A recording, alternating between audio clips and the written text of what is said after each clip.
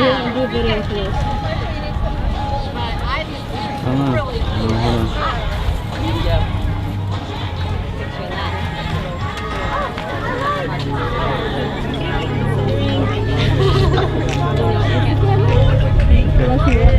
I'll take it. Just in the next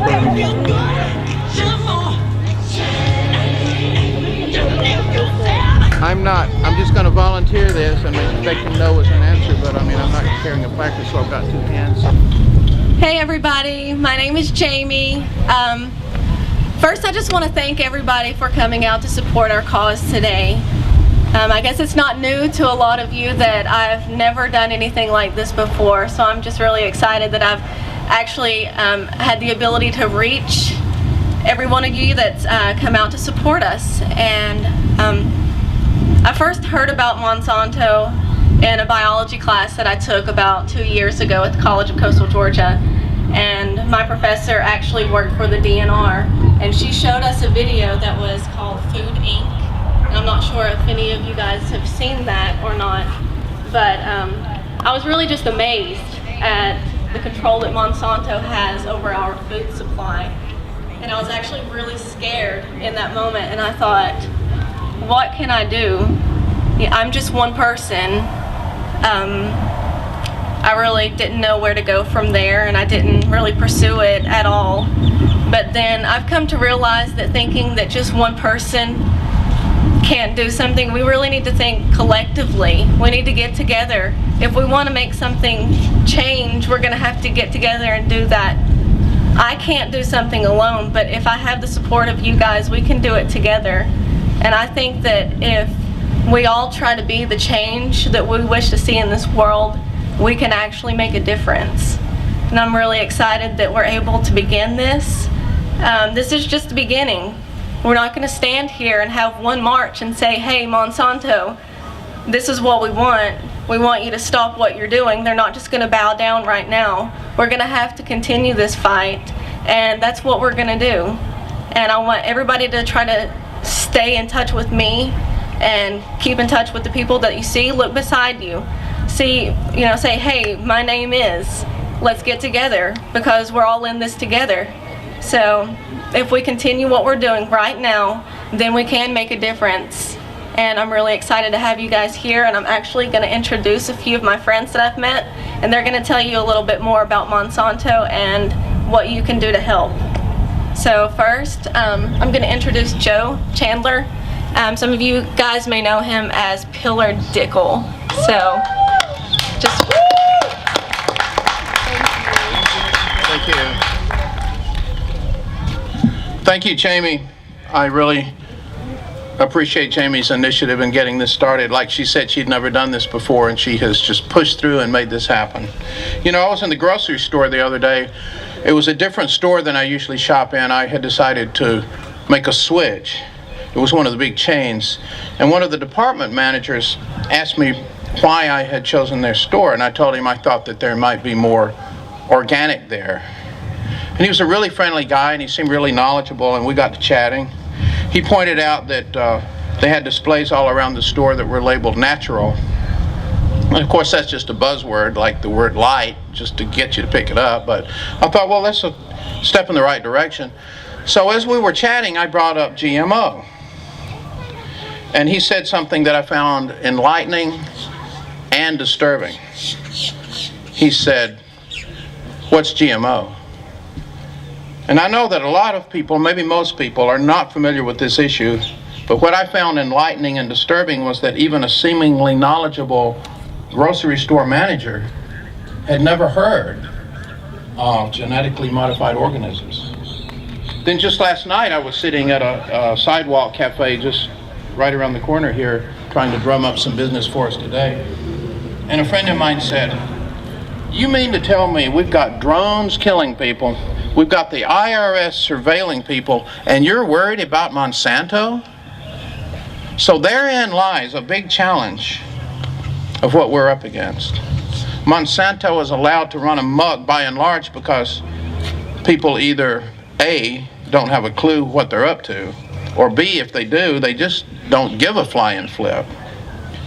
I mean, some unseen corporation that's genetically something or another with soybeans or something doesn't quite have the glitter or the drama or the sex appeal of drones in the air mowing people down.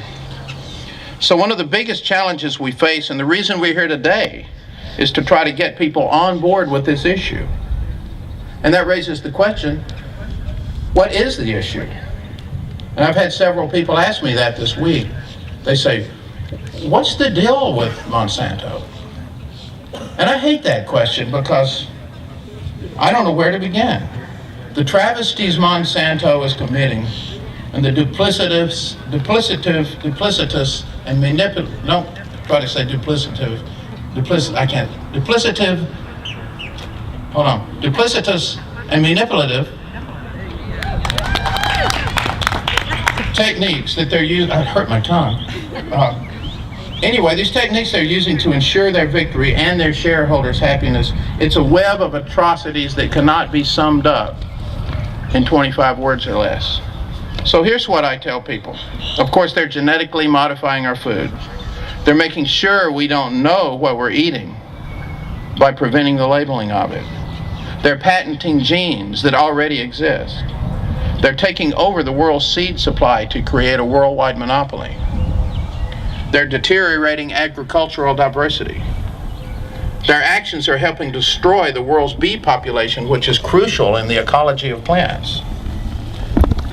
They're infusing your food with Roundup, which is increasingly shown to be harmful in ways that scientists are just now beginning to understand. They're falsely advertising bigger yields from GMO crops, which has been proven untrue. And they're manipulating Congress and the federal courts and the regulatory agencies like the FDA and the USDA and the EPA to create an environment where they can do virtually anything they please, no matter how untested or how harmful to you and your children, just so long it pads their coffers. For starters. But just how bad is GMO really? Monsanto contends it's just sliding a few genes around, so what? Well, study after study after study is unveiling all sorts of health problems associated with this, from cancer to infertility, birth defects, just to name a few. Russia refuses to import GMO corn from the U.S. because it's been shown to be carcinogenic. Hungary just burned 1,000 acres of GMO corn. So far, 64 countries have banned or required labeling of these dangerous GMO crops based on a plethora of credible studies. But here in America, these studies have been suppressed by the media and by Monsanto, by their money and their influence in Congress, and by their corrupt relationship with the FDA. As a result of this corruption, unlike most every other country, no labeling is required in the U.S. The good news is that 30 states have tried taking initiatives to require the labeling of GMOs. So far, each state referendum has been outspent and defeated by Monsanto until now. This just in. Both Vermont and Connecticut just this month have successfully moved legislation forward through their legislatures that would require labeling. But wait, this just in. Yesterday, Congress voted to take away the state's rights to require labeling. Now, you may think this sounds unconstitutional, and it may well be. You may think this could be challenged in court, and it probably will be. But the Monsanto-friendly Supreme Court, including former Monsanto attorney Clarence Thomas, has ruled in Monsanto's favor in every case brought before it, and no doubt will continue to do so. Oh, and guess what? Roundup is safe, so says Monsanto. It passes through your system undigested, 98% of it anyway. Of course, this tired old argument has been used time and again by these giant biofood companies. Splenda comes to mind. But studies are showing that although it doesn't affect your body the same way that it destroys pests, it does affect the delicate microorganisms that live in your body that are essential for your health. What the future implications of this are, we don't know yet. Under normal conditions, in the America we all grew up in, this would be tested by the government until it was shown to be safe for human consumption by the populace that it's supposed to be protecting. Instead, Roundup is being put in virtually all the food you eat. And this just in, the EPA has increased the amount of Roundup allowable in foods, in some cases by a factor of 100. Why? Because we have, in effect, no regulatory agencies anymore. They've been bought off by big business. The very head of the FDA, Michael Taylor, appointed by President Obama, used to work for Monsanto. You know, in 1965, Congress voted to require labeling of cigarettes, huge labels, containing words such as cancer and birth defects. Today, they will not only not require labeling of GMO, even the tiniest little symbol, but they're doing everything in their power, under the direction of Monsanto, to block your right to know what you are putting in you and your children's bodies. You know, back in the 50s, they put x-ray machines in local shoe stores. They looked like those machines that you stand up at and get your fortune, only it had a slot in the bottom to slide your feet in. I guess the expert shoe store salespeople had to be able to see through your feet in order to sell you the right size shoe. I remember sticking my feet in it and wiggling my toes around while my mother shopped for shoes. Of course, I was spewing x-rays all over the store. Something has changed. And that's what we're doing today. Just willy-nilly drinking Roundup and gobbling down all matter of Frankenstein. And this is what we're fighting here today, as much or more so than the Monsanto Corporation. Monsanto doesn't care if we wave around some placards.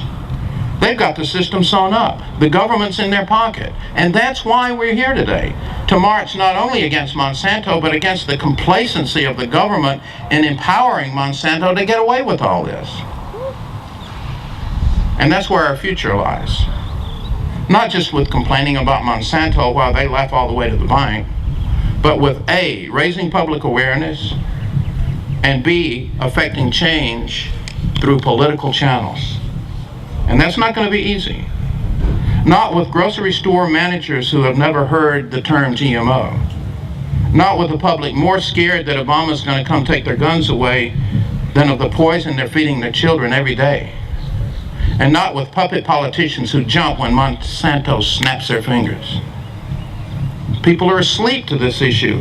It's not on NBC, it's not on CNN, it's not on Fox News. In fact, I predict that the mainstream media will react to today's worldwide march with a big yawn. But we have to make a start. And that's what we're doing today. This march we're about to have is part of a global event taking place on 6 continents, in 36 countries, in over 250 cities, and here in the U.S., in 47 states. Maybe Brian Williams will say nothing. Maybe the New York Times will turn a blind eye. Heck, our own newspaper, the Brunswick News, didn't even send a reporter because it was on a Saturday. But if we persevere in numbers and stick together and don't give up, sooner or later, they'll have to listen. As our organizer, Jamie Lovell, said, this doesn't end with our march today, it begins. Thank you.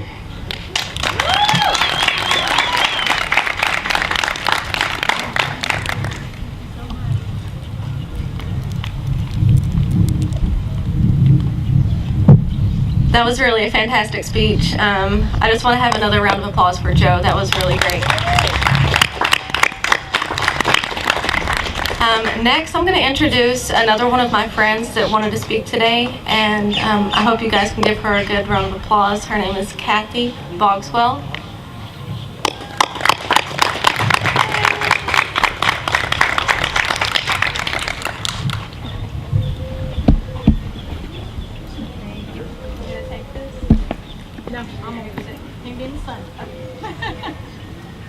Hey everybody, I am not used to speaking. I am not a speaker and I don't have a whole bunch of notes on me. I'm here for one reason, and that is that I believe that we have a right to know what's being put in our food. And I believe that I have a right to know what I'm putting in my body. I have spent the last 5 years trying to stay alive. Okay? I spent 3 months out of last year flat on my back after 3 surgeries. And it is so vitally important to me staying alive to know what I'm putting in my body right now.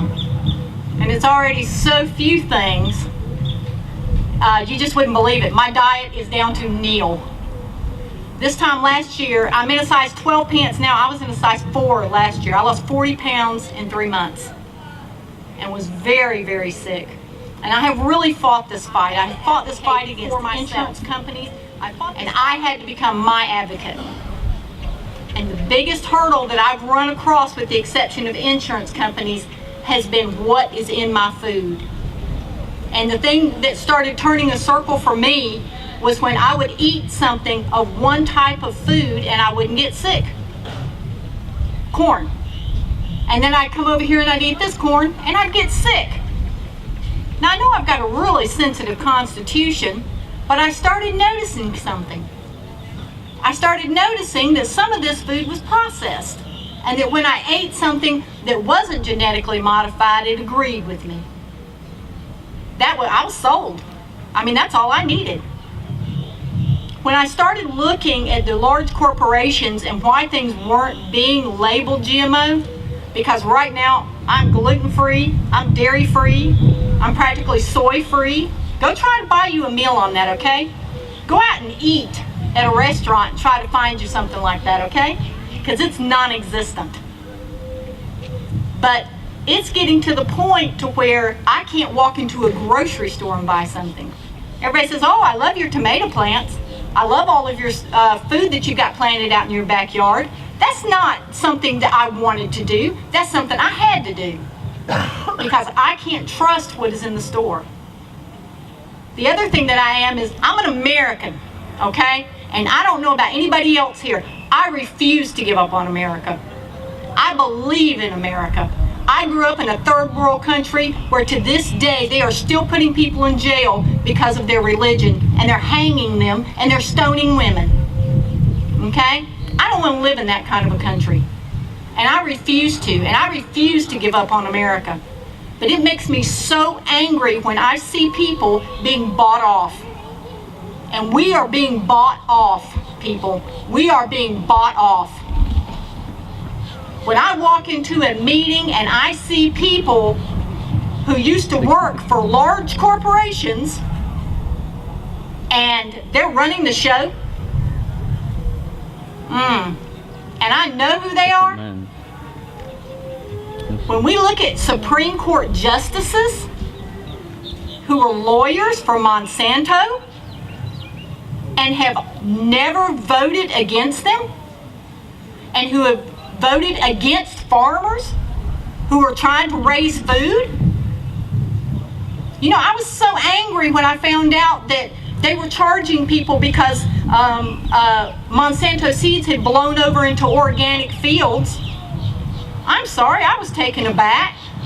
I thought that they should have been charged for allowing their seeds to go into the organic fields. I think it's all in the way that we think. I think it's all in the way of what we want. When we look at people and we see these children out here, and I start looking at the people that I know, and people who have illnesses, people who have cancer, people who have stomach ailments. I don't remember this when I was growing up. I don't remember knowing 15 or 20 people who had cancer. My mother had cancer. My son had cancer. And something's not right. You said it. Something's not right.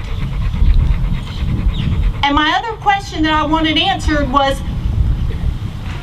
why would a company spend millions of dollars to not label something? Why? I mean, you've proven yourself trustworthy so far. I mean, you can look as far as the Supreme Court and see that.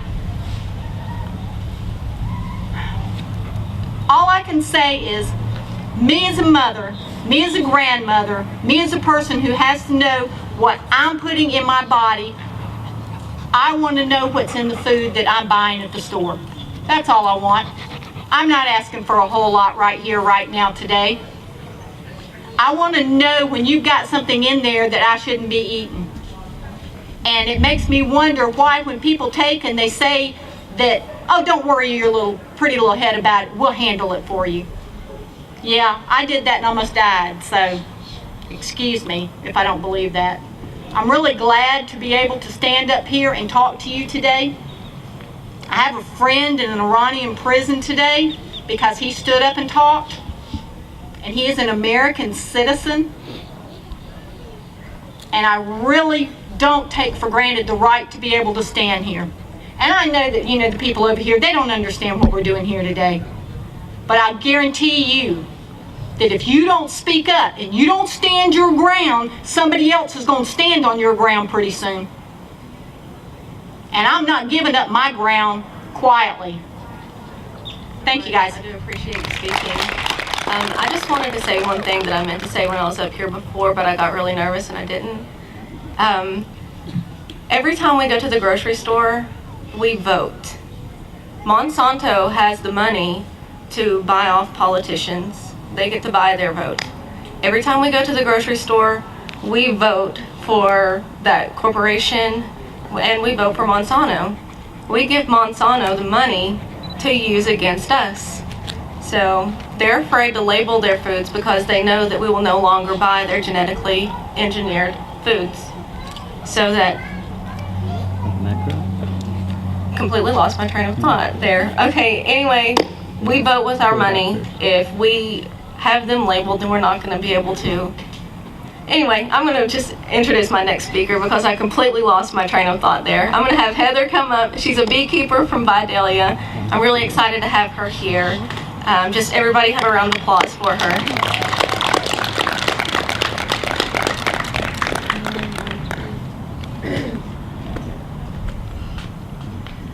I am not a speaker either.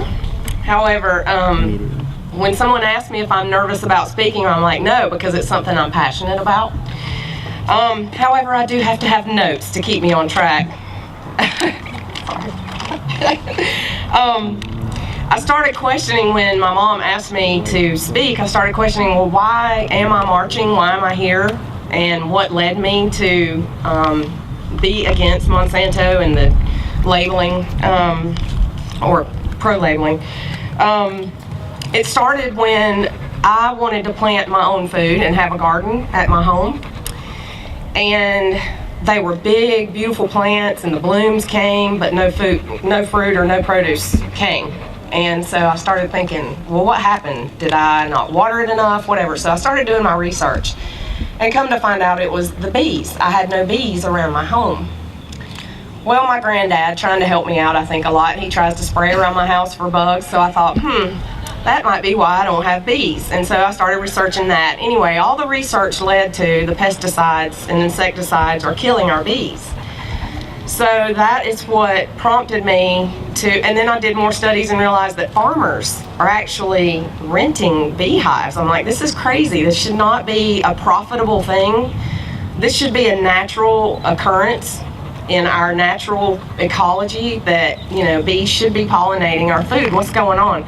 So everything that I researched just came back to Monsanto. The pesticides, the systemic pesticides that they're putting in the seeds that are being planted are confusing the bees. It's messing with their GPS. They don't know how to get back to the hives, and this is what is causing the colony collapse disorder that you're probably, I don't know if you guys listen or read about it, but this is a third of the bee population has just disappeared in the last year. And it's all because of this food. And it's just really disheartening. So I went out and I got some bees. I actually work for a farmer. And I asked him, I started asking him about Monsanto, and he was like, oh yeah, I gotta buy my seed from them. And I'm like, you're kidding me. So I work for a farmer who buys Monsanto. It was just really disturbing, but you know, if you've watched the Food Incorporated movie that Jamie was talking about, or if you watch The Vanishing of the Bees, it'll all come together for you. Monsanto is putting the small farmers out of business by suing them for not using Monsanto seed. And it's all a part of the big industrialized food supply that they want us to have. And it's killing us. And on a personal level, my daughter, we just found out, you know, in the last year, she's always complained. Of course, she's a teenager. I thought this was normal. She's always complained of, you know, Mom, I don't feel good. My stomach hurts. I have headaches. And she's just so tired. And I'm like, okay, it's a teenager thing. Well, come to find out, we've had her tested. She is actually lactose intolerant. She is fructose intolerant. And she is gluten intolerant. Come to find out, a lady that I work with, her daughter is having the same symptoms. Another lady, her granddaughter is having the same symptoms. And I'm like you guys, what is going on with our food supply? This is absolutely absurd. So for us to have GMO labeling is not asking a lot. And I agree with everyone who's speaking that as a patriot and as a constitutionalist, we deserve to have labels on our food so that we know what we're putting in our bodies. And I actually am being mentored by a county agent for my bees, because this is my first time with bees and it is a very sensitive issue. Because I do work on a farm, I have to be very careful about where I put them so that the wind doesn't blow pesticides near them and kill them, or, you know, it's just, anyway, it's very sensitive. So I asked the county agent, I was like, so how do you feel about Monsanto? Well, I mean, have you thought about all of this? And he's very country, so I have to talk like him whenever I say what he says. But he said, well, I'm on state time, so I can't really talk about it. But if you find me without that truck one day, I'll tell you really how I feel. And I'm thinking, really? The county agent even knows what he's having to do is wrong. And he just can't talk about it on state time, or he could possibly lose his job. And this is America, come on. We should be able to do these things. And so it's very frustrating, and I'm proud to be a part of this. I hope that we can grow this to make people more aware. I'm doing it at work. You know, they buy Splenda by the cases, and I'm like, come on, this is killing you, you know, and it's finally making an impact. And when people ask me about the bees, they think it's all about the honey, but it's not. It's about having a healthy food supply, and I put my bees on organics. I do not put them on anything else. As Albert Einstein said, I'm sure you guys have seen the quote, without bees, within 4 years, humans would cease to exist. I mean, they pollinate so much of our food supply, and Monsanto's killing them with the chemicals. My question in all this is, Obama signed the Farm Bill and the Monsanto Protection Act. If they're not doing anything wrong, why do they need protection? So who's going to protect us? You know, we have to do that. So thank you for having me.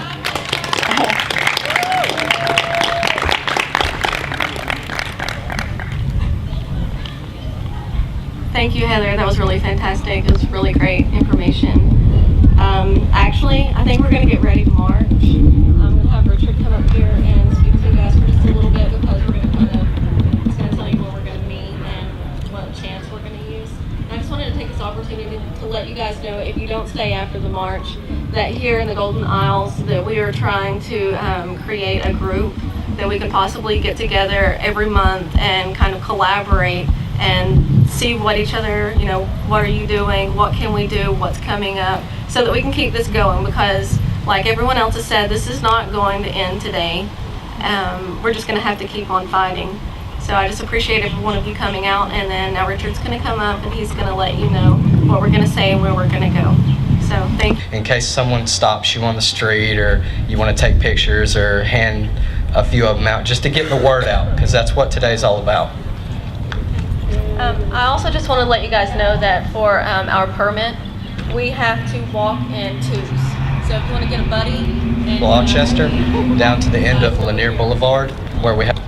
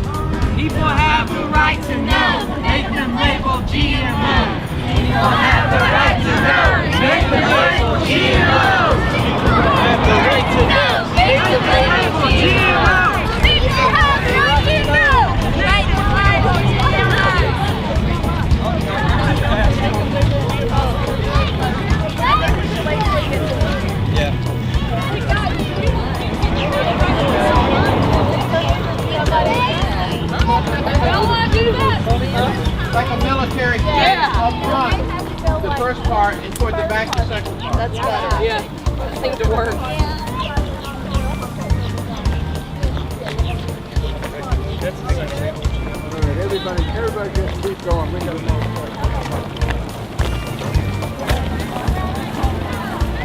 Hey, baby.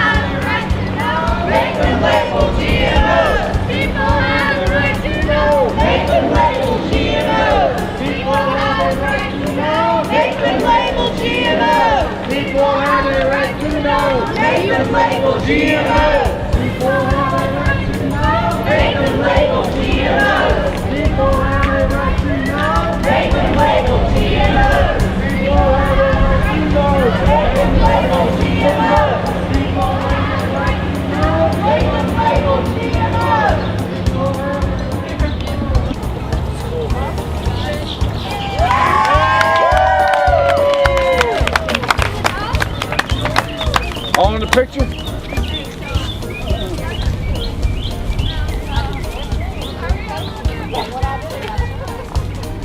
I was just saying, can I put Taliban, Taliban guys in the picture? No? That's not good?